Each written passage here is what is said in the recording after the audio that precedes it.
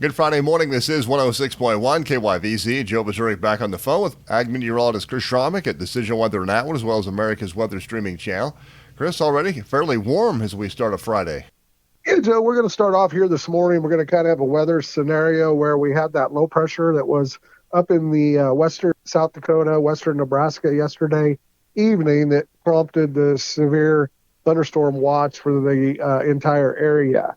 That never really got developed. We did have the dry line. We had dew points really high, but we never really saw anything develop in the immediate listening area other than some wind gusts and microburst type winds that went to about 40, 45 miles per hour. It didn't have a special weather statement on it, but no severe warnings. That low is now moving off into northern Minnesota, heading towards the northern Great Lakes, and we'll be on the backside again today. We'll see kind of a recharge of the atmosphere as those temperatures, like you said this morning, are starting out in the upper 60s out in Colorado, low 70s in northwest Kansas and southwest Nebraska.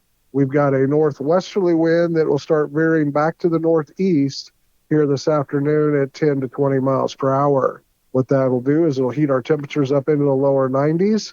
We'll see a disturbance come through later this afternoon and evening with some isolated thunderstorms that could be severe at 7 to 10 p.m. They look like they'll develop somewhere around that Imperial, Benkelman, McCook, St. Francis area. Could have some southeastward movement between that 7 and 10 p.m. We're not expecting widespread activity, but it could have some wind gusts up to 75 miles per hour, localized heavy rain, and some small hail. So that is something we'll keep an eye on for today. Tonight, we'll see those temperatures drop to overnight lows into the 60s, and then upper 50s, low 60s. And then tomorrow it'll be much cooler as we're talking high temperatures in the lower 80s. The atmosphere will be northeasterly winds at 10 to 20 miles per hour. We don't expect any shower or storm activity during the day and evening, but rain showers could develop overnight as the high pressure moves off to the east and the winds will return back to a southerly direction. And then that'll take us into Sunday where we'll see temperatures in the middle 80s. It's going to be kind of a cool weekend, what we've seen with that 100-degree weather in the past. But we'll see it start warming up as that high pressure keeps moving off to the east and eventually goes to the Great Lakes. And then by Tuesday is on the eastern shoreboard of the Northeast and the east coast of the Atlantic. What that'll do for us, that'll open the westerlies back up.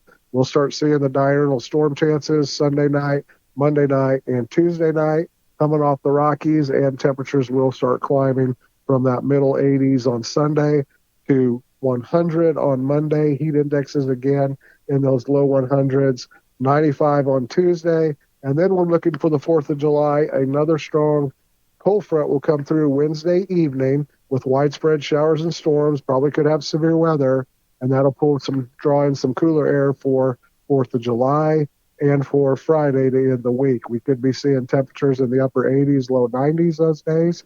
Storm chances stay in south and east of the area, so we should have a good evening for fireworks and 4th of July festivities. So that's what we're looking at for next week.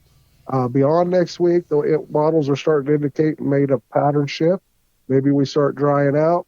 100-degree temperatures will remain in place that second week of July, but we could see some high pressure blocking up systems to the west and to our north. Thus, it could be a dry and hot week leading up to the middle of the month. Once again, that's ag meteorologist Chris Schromick at Decision Weather Now, as well as America's Weather Streaming Channel. For KYVZ Radio, I'm Joe Missouri.